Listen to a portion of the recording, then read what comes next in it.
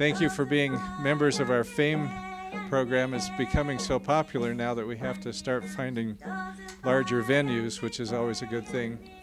Just a reminder, with your F.A.M.E program, you get an annual review. You should be taking advantage of that. Everybody else has to wait a minimum of 3 years for the free annual review, so take advantage of that.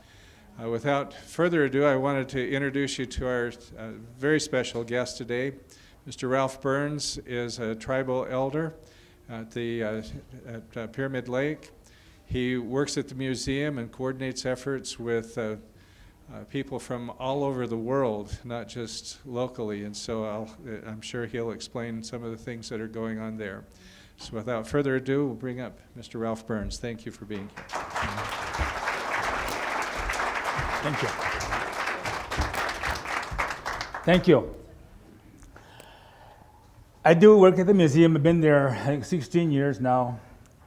But I came there by accident. I lived in San Jose for a number of years. And my wife is from Minnesota, so I visited Minnesota in the springtime, pretty, liked the area, and told my wife, and I won't mind moving there. Moved there in September of 1996, and didn't realize what the weather was there during the winter months. But when I was there, it got down to 22 below, and they said with the wind chill, get like 40 below, and 8 months is all I could stand. So in February of 1997, came out west, and actually was going back to the Bay Area. But stopped at Pyramid Lake. That's where my mom is from. So we was there about 4 days, and my wife was offered a job, and she accepted it. And I had no job, but just in 1997, they were renovating the building where I work at. And I went up there, just volunteer work, just to do something. And actually, I got hired there. I was the first one to get hired there to work at the museum. So I've been there 16 years, and I learned a lot of stuff. And, I grew up with the language. And what my grandma taught me, I actually start using there, the language, because people come from all over the world and ask me questions about our tribe. And it really made me study and really brought out stuff that my grandma told me, how they used to live and stuff like that. So, but anyway, that's what I do, and I do like a timeline history. But with the local visitors, what I mean by local is people that come from neighboring states and stuff like that. A lot of them don't know much about Native people. The ones come from abroad, mostly Europe. Also, they know about Native people is what they see on TV. But, so I'm going to tell a little bit about, that's how I'll start off with all the tribes and stuff like that here. Let me ask a question real quick. Are all you guys Native Nevadans? No? All you came from different states? Okay. Well, some of you probably, ran into some other natives. And, we're not the same. But anyway, across here in the United States, there are 567 different tribes, 567 different languages, 567 different cultures, 567 different history we have in the United States. We are all different. There are some tribes out there that are only recognized by the states. And what I noticed about them is the states that have casino tribes. They're the one that federal government doesn't recognize them, but the states recognize them. I guess because they employ a lot of people. There are some tribes that lost their status and are not recognized. So there are a lot more people out there. And these 567 tribes, they're the ones that have what we call land base. They have what we call reservations. There are some people that were still, when the borders came in, like Canada and Mexico, some people were left on the other side. And same way with Mexico. But staying there, I've learned a lot of stuff and a lot of theories also about Native people. But anyway, across the nation, there are that many tribes. So we are not the same. We don't practice the same thing. We're all different. You know, our where we stay at, and if you guys ever visit out there, you know, it's real barren, and people ask questions like, how do then people ever, you know, make a living out here? But, you know, way back, if you look at the state of Nevada, look at the map of the state of Nevada, pretty much all of it was underwater here at one time, 12,000 years ago. But after it start receding, you know, people start coming in. So where we at, they found a remain that is carbon dated at 9,200 years old, human remain. People that study it tell us it is native.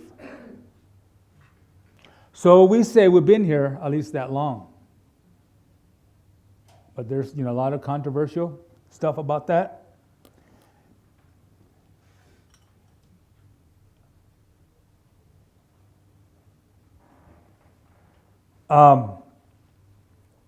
That was, you know, 9 to 10,000 years ago.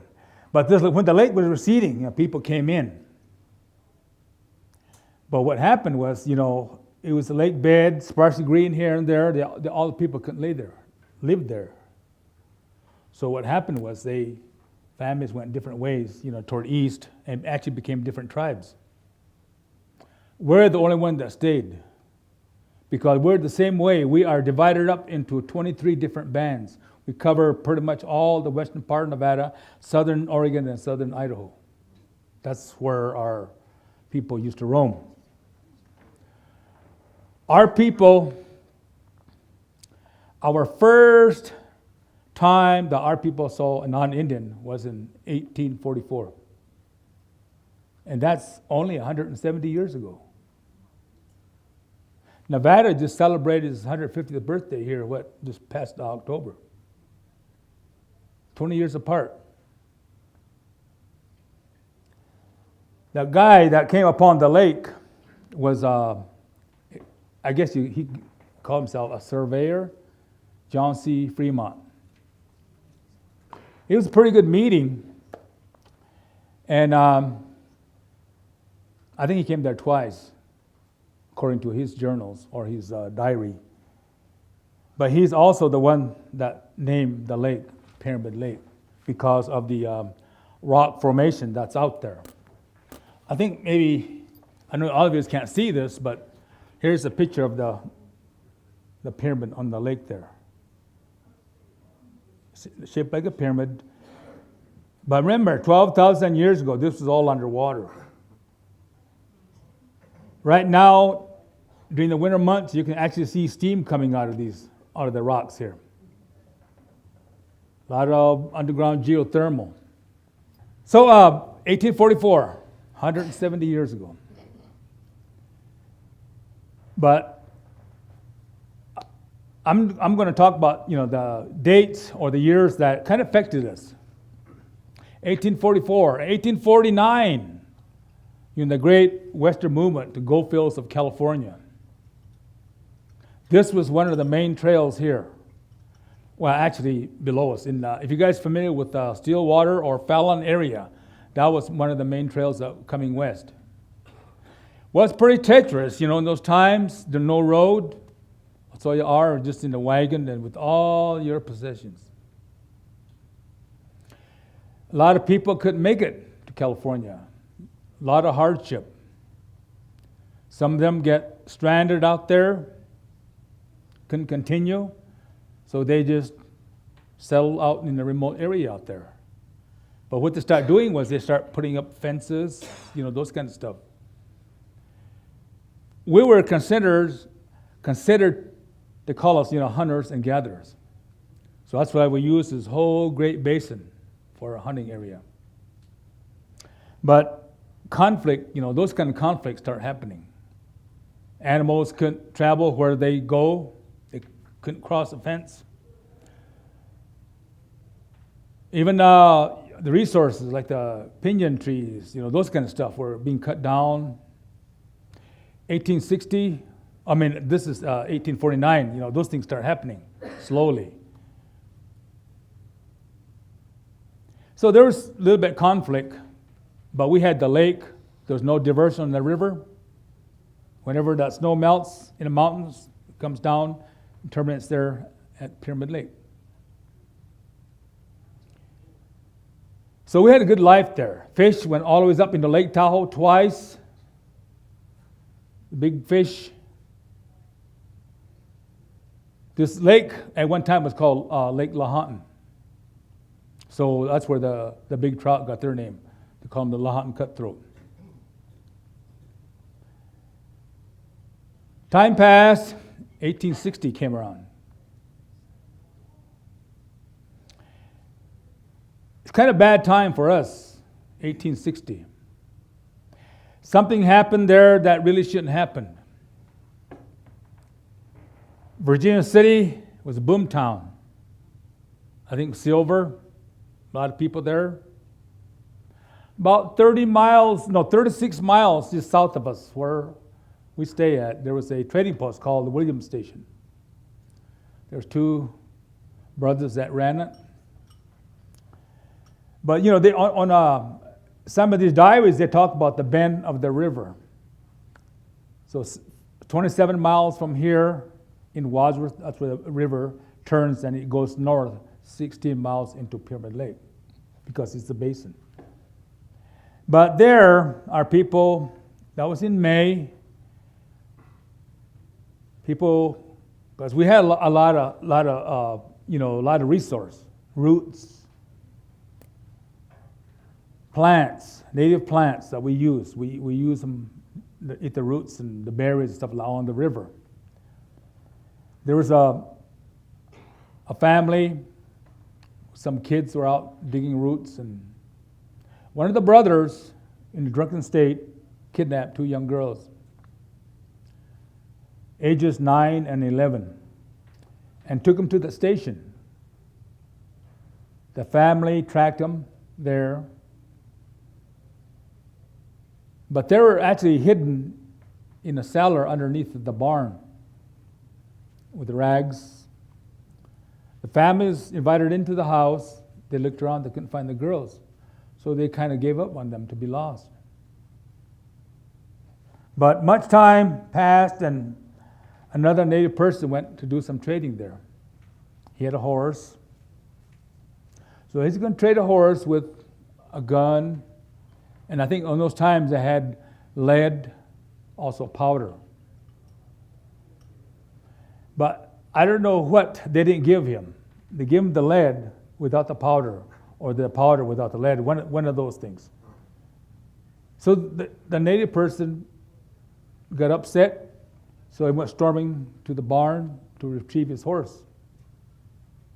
But as he was getting his horse, the brothers sent their dog after that native person. The dog attacked the native, and he started hollering, probably in the language. And at that time, the girls heard him. They didn't have rags in their mouth, so they hollered back. The people, the leader there at Pyramid Lake, his name was Numaga, which translated into as the giver. But he, worked in California. So he told his people, he didn't want no kind of conflict with the non-Indian people. Because, he said they were like stars, there are many of them. But the young warriors, they wanted conflict. The same as today, But anyway, when the guy came and reported that he heard those two girls, the family and family members went to that place. Conflict happened there, and there were 5 people killed. They actually burned the station down, and there was 2 men hiding in there that got burned up. But from there, the word went out that the native people were out killing settlers. Word got up to Virginia City. Virginia City formed a makeshift army, ill-equipped, ill-trained. It took them 2 days to get down there, but the leader here at the time told them, what was going to happen. So they said they saw them up to 14, 16 miles away, bayonets shining, hats, everything shining. But from far away, they had blue uniforms, but to us, from that far away, we thought they had black shirts on. So that's what we refer to as the military, as black shirts. And that's what we call ourselves, black shirts, because of what our people called them long, long ago. But they came, and people still today, actually University of Nevada, the junior ROTC comes down, and they do what they call a staff ride along the river. And they trying to figure out how a primitive people defeated an army. But I imagine, what you see in the movies, especially the Westerns, they drink up and all just don't know really what's going to happen, but they want to go do some killing, and that's what happened. And by the time they reached there, they sobered up and probably wondered, what in the heck are we doing here, But they ask us, how that could happen. But the old people say, we just do how we trap animals, especially the antelope. We bring them in, trap them. And it's just as simple as that. There was actually no plan at all. But I know there was a mass confusion, a lot of hand-to-hand combat. I saw what happened in Vietnam. We're well-equipped, had plans and everything, but when that things happened, we just panicked, But so a lot of that probably happened there. But there was 105 soldiers, and according to their diary or their reports, they said there were 75 killed. But there could have been more, but because the time of the day, it was late afternoon, darkness was setting in. So when the dark came, everything just stopped. I imagine some made it back, Virginia City, and then 3 weeks later, on June 2nd, bigger force came down. I'm kind of getting to this because what it did to us, it really broke us up, and that's how come we pretty much lost our culture and our language. That was part of it. Big force, army came down, big guns. We held the army off where the mountain come closest to the river or the canyon. It's kind of like all-day skirmish, but when that was happening, all our women folks, the old people, the young people were moved out and scattered into the mountains. Then in the evening, our people retreated, army came in, there's nobody there. But that was the beginning of how we start losing everything, our culture and our language. We scattered. We actually went all the way up into southern Oregon and southern Idaho. I mean, that's how far we went. About 14 years, there was lots of unrest from 1860. Our way of life was interrupted because we were hunters and gatherers. We couldn't get food anymore. So the nearest thing that we could find food was the ranches. So we start taking beef, chickens, those kind of stuff. Army couldn't catch us. So they thought to keep peace in the region here, they'll build what they call a reservation. So they did some surveying, and they formed a reservation. And in 1874, the reservation was created. A lot of our original people that was from that area that ran never came back. They never came back. They ended up probably around southern Oregon. But in 1878, there's another war native wars started out in Idaho. It started with pigs. They call it the pig war. And some of our people got involved in that. That was, running. But it was kind of pretty big. The military, the government got scared. They thought everybody was going to join them. So they came down and rounded up all Native people, either they were participating in the war or not. They rounded up. Most of them was our people from Pima Lake. We were forced marched up into state of Washington. It is now the Yakima Reservation. We were up there as prisoners of war until 1883. We were released in 1883, but our people were never brought back. We were put on different reservations along with other tribes. That's another reason we start losing our language and our culture. We start using theirs. So when I travel different areas, some of these old people will tell me, he says, my great grandparent came from your area. And that's how I believe that's what happened. So we had, I guess, what the Cherokees call Trail of Tears. Our people are buried all the way up into Oregon, all the way into Washington. They talk about mothers carrying frozen babies, already dead. They didn't give them no time to bury. So we're scattered all the way up into. That's why we kind of complain about, when we bury, we don't take them back up. And that's why we complain, even though it's not in our area, but we know our people are scattered up in through those areas. But that's what happened. There was actually one reservation, that was one tribe's reservation, but when they released our people, they extended the reservation into Idaho. And that's where they put our people. So the people that's now there on Pima Lake are new people that came in. And I really tell people about that, A lot of our people, young people, don't know our history.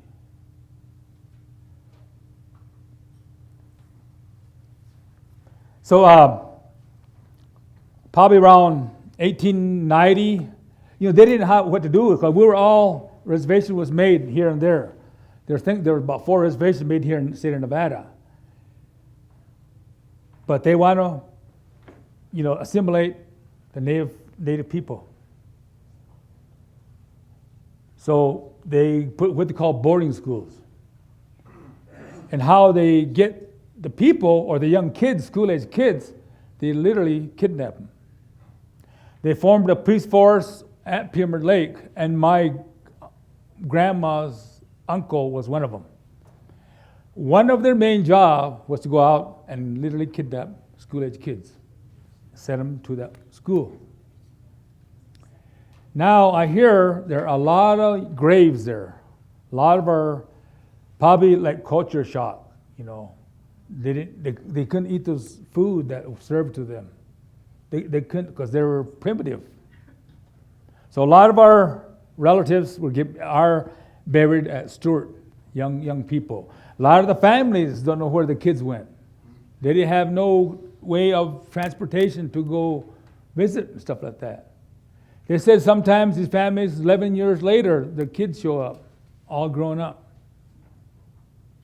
So what happened was, the people that came back, when they became adults and have kids, they didn't want their kids to know the language because they were punished severely when they went to that boarding school. Severely. So when they became adults, they didn't want kids to go to that same situation, so they want them to know English. And that's another part, coping, That's another way we start losing it. My grandma, she was born in 1866, and she never spoke English. And that's how I learned the language from. My mom she remarried, and she moved to another state, left me and my brother with my grandma. My grandma raised us, but not with English. So I had the hardest time when I went to school. I remember, they didn't have the kindergarten, those kinds that we just straight first grade. I didn't know English. I mean, I cried and cried. So my gram kept me back one whole year. I mean, my brother both went to school together. First day of school, I got sent home because I couldn't say I need to go to the bathroom. So, but I thought, idea came to me that, well, if I do this every day, I'm going to have to go to school. But in those times, my gram had those little willow, But I mean, we were poor. I remember we were poor, and she dyed our clothes, our denims, and she made. Everything was. I mean, we felt kind of shame, but we did it, And our jackets were made out of denim, sewn together, and had rabbit linings, and those kind of stuff. But we were so ashamed, we used to take them off and hide them in a brush and go to school. And when we get out of school, we put them back on and go home. I remember her putting bacon grease on our shoes so to make it waterproof. Those kind of stuff. I mean, the kids nowadays, they didn't realize what we did, and they just think, it's just a story. But I mean, that's what I grew up. I was born in 1944, so you kind of know how old I am.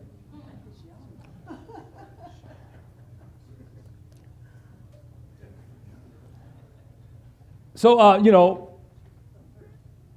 think a lot of our people here, I think it was probably around 1940s. Then the school changed.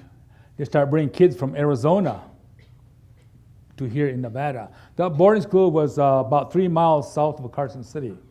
It's real pretty. If you visit now, it's a real pretty, it looks like a small college campus. All the buildings are made out of rocks. And they brought in some native people from Arizona, the Hopi people, and they're the one who put them together. But because fear of earthquake and because the building has no reinforcements, and they had to close that school down. But that school in 1964 actually turned it over into what they call an academic school. Before that, it was more like a vocational school. I had the hardest time to get into that school because I was going to school in Fernley. It's almost I had to do bad things to get sent over there. I guess they had like a delinquent kind of school. But anyway, I went there, made a lot of good friends, and I took up painting. I was a painter. So when I graduated from there, actually it came back to Fernley. I graduated from Fernley, 1963. But because I was poor, I couldn't go to college. So I went to the next highest thing, which was the vocational school. So I took my training down there in Berkeley, and at the time it was called Berkeley Trade and Tech. And that's where I did my apprenticeship. And it kind of kept me away from Uncle Sam for a while too. But anyway, 1890, middle of 1890, something started here, down south of us, from Timber Lake, I would say hour and a half drive, around Smith Valley, in that area. There's a guy started.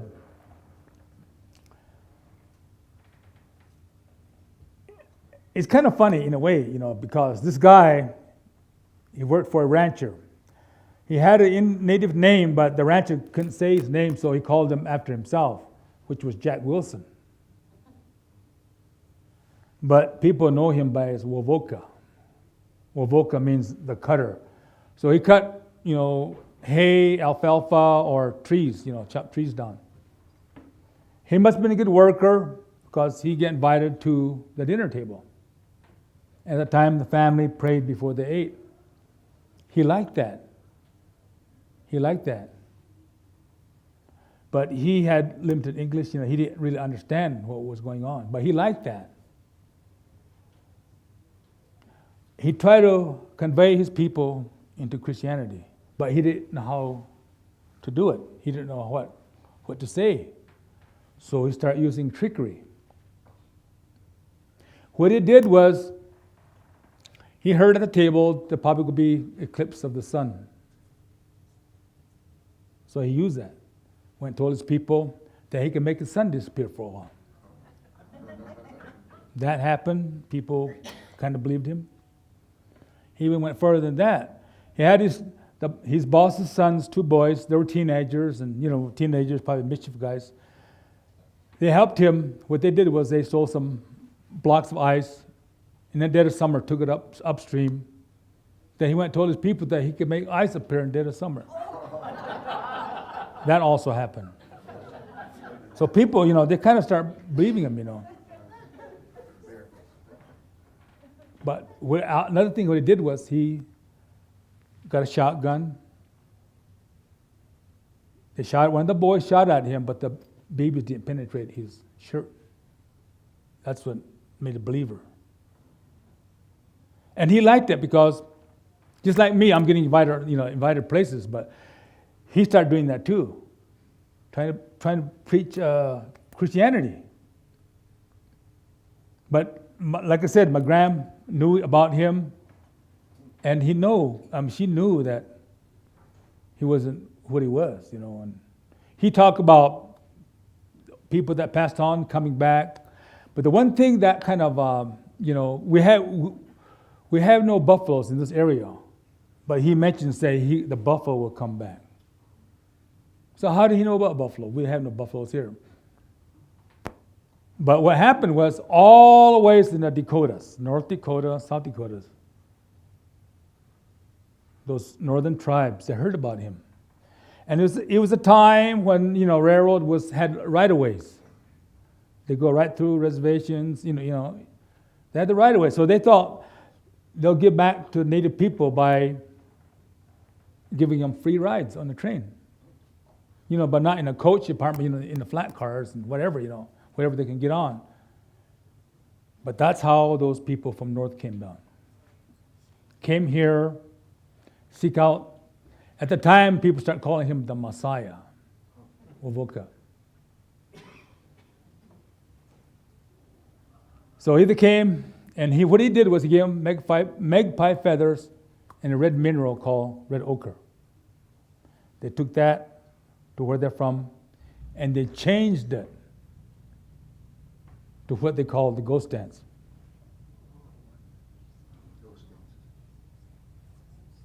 And that pretty much went all over. People start practicing it. If they dance for 4 or 5 days, all the people that passed on will come back. People believe that, especially up there because they really had bad situation up there in that country. A lot of bad things start happening. I think Sunibu got killed, those kind of stuff. But military got scared. So they came hard down on all the native people. In the middle of 1890s until 1934. We couldn't do our ceremonies. We couldn't sing our songs. We couldn't dance. From middle of 1890s until 1934. That's another reason why we lost our culture and our language. In 1934, is when we really started becoming, Americans, But we there's a lot of good people out there that helped us. World War I happened. I think, what is that, 1914 or so? Someplace around there? A lot of our young people went into the service. It was a chance for them to get money, work. That boarding school, what I just mentioned, Stuart, they said the entire football team joined the service. They had actually that team, way back in then, they actually beat University of Nevada one time, yeah. There's an old newspaper clipping. But anyway, But a lot of our young people are probably grandfathers, uncles that went into service in that time went there. They weren't even citizens of the United States yet. We didn't become citizens until 1924.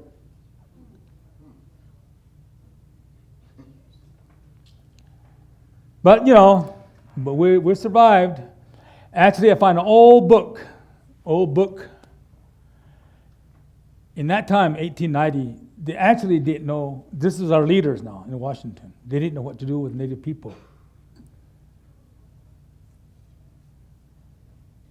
So one of them was to assimilate us, and that's what they did. And the other one was just to get rid of us. Two choices. But they chose to assimilate us. But, because our first contact and then those Eastern tribes' contact, like I said, ours is only 170 years ago. Their contact is probably over 500 years ago. So they had time to become assimilated. I mean, they did it on their own. We were forced. A lot of our old people, they had what they call the Indian crab. You put the crabs in a bucket, a lot of them are trying to crawl out, but the other ones keep pulling them down. A lot of our young people that studied hard, got a degree, came back, they thought they were going to help our people. But a lot of our old people called them apples. Red on the outside, white in inside. They didn't like it, and for the longest time, that was actually here, I would say about 20 years ago, I seen a change start changing. Because the old people still believe in that way, that when they become educated, they won't help the people. They'll start changing stuff. The old ways will start changing. But I seen it really changed.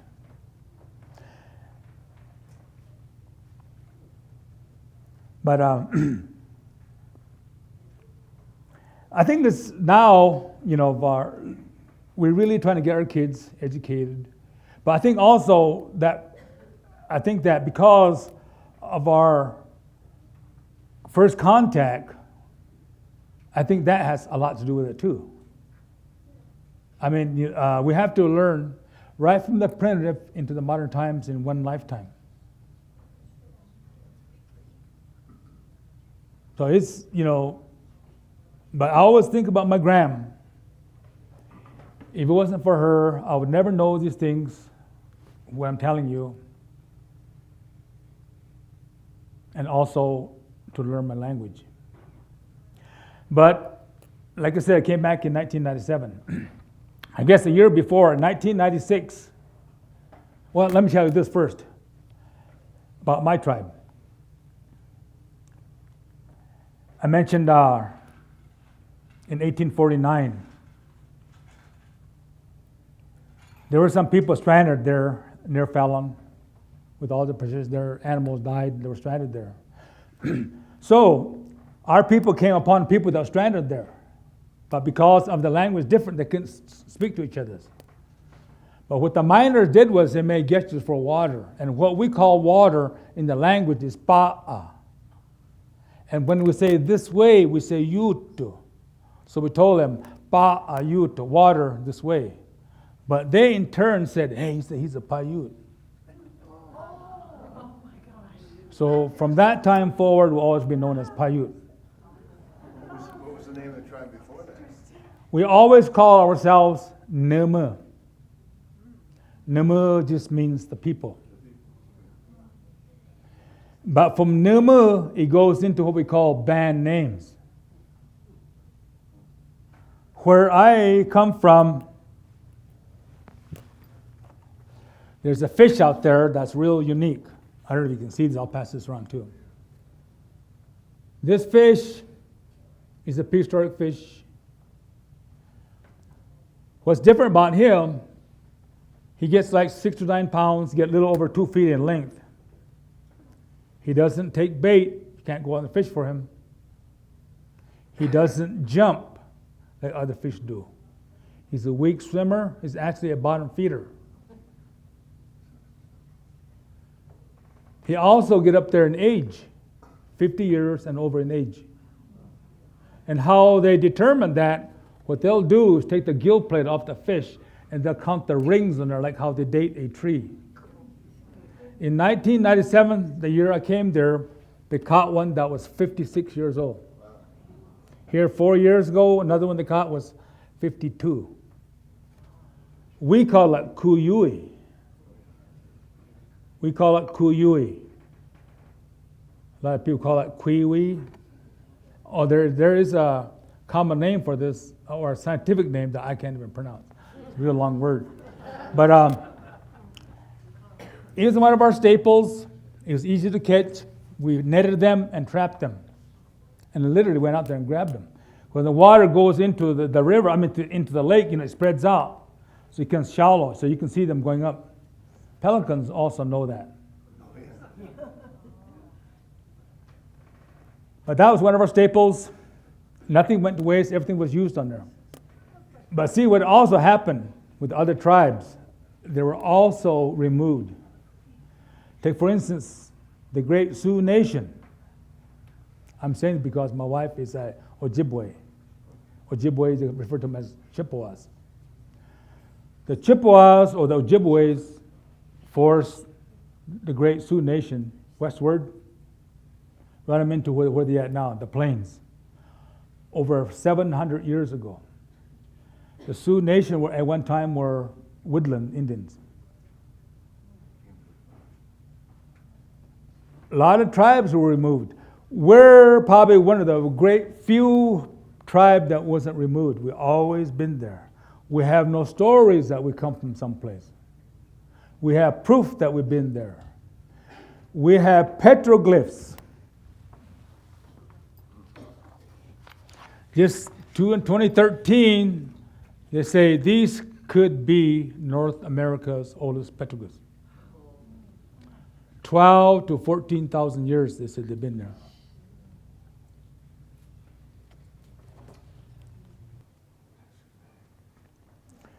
We have a rock formation out there that resembles a lady. And we use this in our litigation, and it actually works. These are little short stories I'll tell you guys in English. They said long ago there was a mother and her husband. They had 4 kids. 2 of the kids were dark, and 2 of the kids were light complected. 2 boys, 2 girls. They lived someplace in this vicinity below a mountain. When the kids were small, they behaved, got along. But when they became adolescents, they start misbehaving, arguing, fighting with each other, stealing from each other, not listening. So the mother became upset with them. She warned them that they kept on, that she's going to have to separate them. The kids didn't listen. So they were separated. So what she did was, their dark complected girls, the boy and the girl, she sent to the south, and those light complected kids were sent to the north. She also told them every evening build a fire so that way she knew that they're all right. The kids that were sent to the south, she saw their fire for 3 days in a row, or 3 nights in a row. But the kids that were sent to the north, she didn't see the fire. So on the 4th day, she started crying. She cried and cried and cried, and her tears formed a lake. Oh my gosh. Her heart turned so cold that she turned to stone. So today she still sits on the eastern side of her tears, the lake, along with her basket. Those 2 kids that were sent to the south, they became the Paiute people. And this is where it kind of gets into controversial. Those 2 that were sent to the north became the non-Indians. So in 1849, when that great Western movement was happening, our people went out, tried to greet people that was coming west, but never realizing how much trouble they had with other tribes coming west. So our people were kept at bay, guns were shown and stuff like that. So our people would just say, we kept sight of them until they went out of sight and just say, maybe they'll come back next year. But with that story we use in our litigation, just saying that let's become brothers and sisters and end this dispute. So far, it has worked.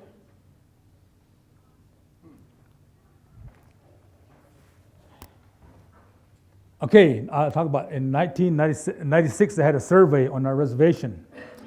They surveyed, they said at the time, about 1,700 people with the language. They found out there was only 71 people that still use the language fluently. And they were all over the age of 65. So they were told that within 15 years, your language is going to disappear if nothing was done about it. So in 1997, they created a language program. Our language was never, ever written. It's always been oral, taught orally. So they had to choose a writing system. Up there in northern Nevada, there was a tribe that's part of us. What they did up there was they translated a Bible into the language. And their writing system was what they call Whitecliff method of writing. So our elders chose that because the director at that time of the language, she went to school at UNR. I don't know how many of you know Kay Fowler, that professor that was there, taught her the writing system that they use, university use. So she thought she'll incorporate that, but the elders didn't want it. They wanted that writing system that came from north. So they created a writing system. So now we use that. But we only use we still use the English letters, alphabet. But we only use 19 letters of the alphabet. In our language, we don't have the R sound or the L sound in our language. So, this mountain here, just on the east side of us, they call it Pa-Ra Mountain, and they tell us it's Paiute name, but it's got the R in there now. So I don't know, but I've noticed, a lot of writings, interviews I had with old people, I see lots of controversy in that. Sometimes how they answered was probably in the past tense or in the future tense. And people that probably like Kay Fowler, and that's how she writes it, and then teaching her students that. I'm a teacher. I teach the language. I taught it in one of these big schools here in Reno area. Reed High School, actually, I taught. In our language, we have no goodbyes. We don't have a word for goodbye. We also don't have a word for the bad place, H-E-L-L. We don't have that. Nobody goes there. That's what we say too. But before Christianity came to us, because Christianity didn't come to us until 1914. And we were pretty much all, the religion that came there was Episcopal Church that came there. How we believed long ago, before contact time, we believed there was a creator. He has a lot of names, but we know there's a God creator. He made everything here for us to use, for us to respect everything, yourself, other people, animals, the plant, everything we had to respect. We only took what we need. Anytime we take something, animal alive, we pray for it. I think that's the reason why we've been here so long. As for our religion part, it wasn't a massive, get together like a crowd here to say prayers. This is old people got up, they looked toward the sun, east, and they prayed, thank for the day. But we all use eagle feathers. We wave it. That's why a lot of Native people has at least one feather. What they do with it, because they believe the eagle flies the highest. He's like the messenger. He takes our blessing to the Creator. That's why we use that feather.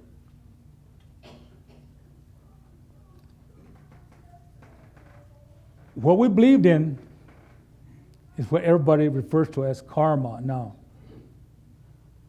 We never do bad things to each other, say bad things to each other.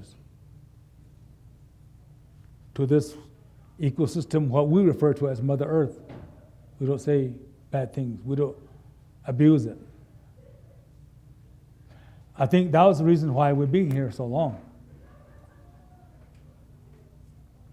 There's an old story that my grand told me. She tells me stories.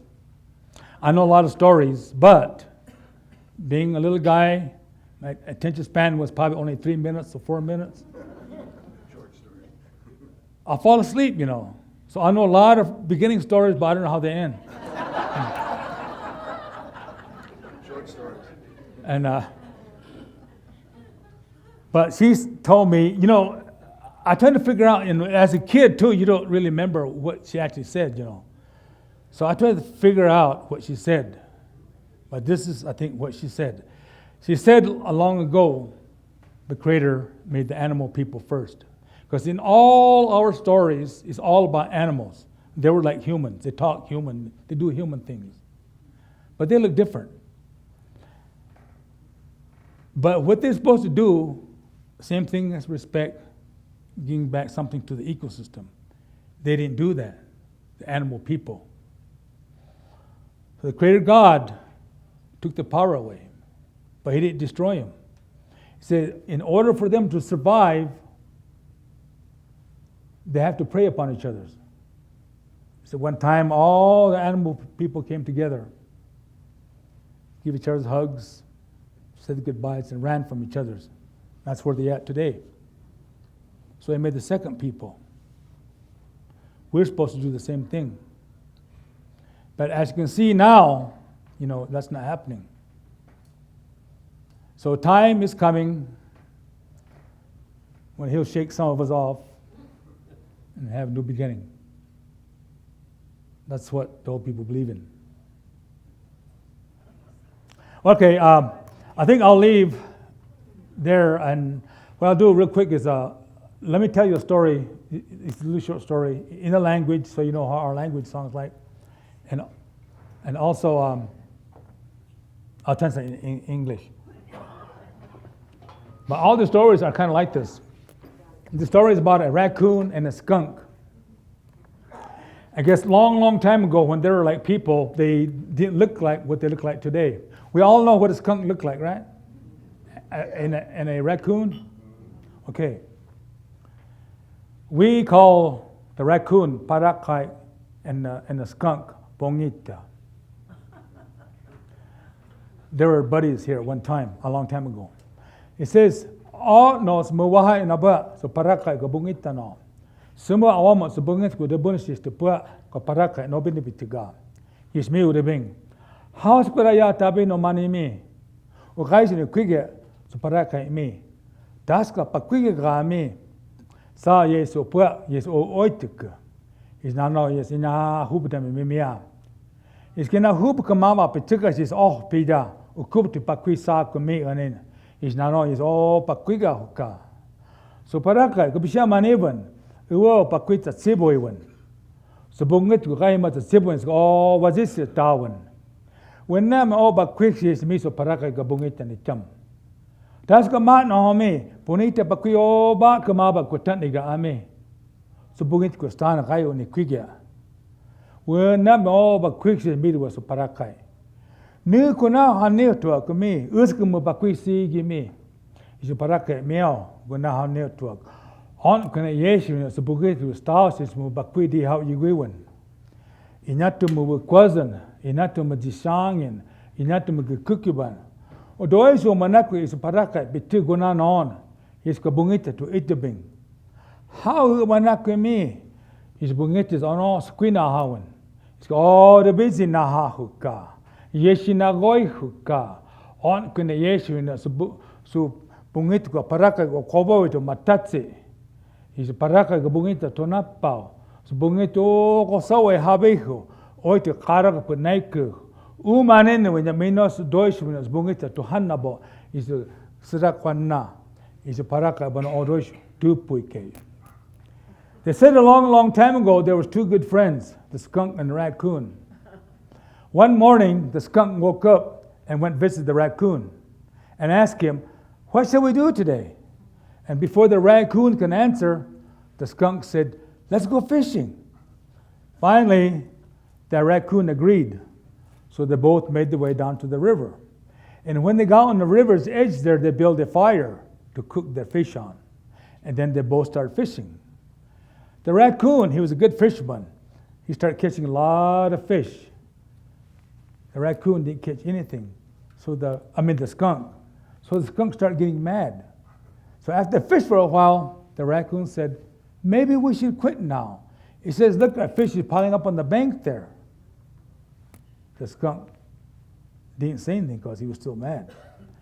After they fished for a while longer, the raccoon said, "I'm going to go get some more wood. You can clean the fish." So the raccoon left to get some more wood. And that's when the skunk really became upset. So the skunk started doing everything to the fish. He started kicking them around, throwing them around, stabbing them around. He still was doing this when the raccoon returned with wood. And he tried to ask the skunk, "What are you doing?" And the skunk started arguing with him. And they really got into heat of the argument. And then they start fighting. And that's when the skunk slapped the raccoon in the face. And the raccoon pushed the skunk landed in the fire, and that's where he burned his back. And that is why still today the skunk still got his white stripe on his back, and it smells bad. And the raccoon still got his black eyes.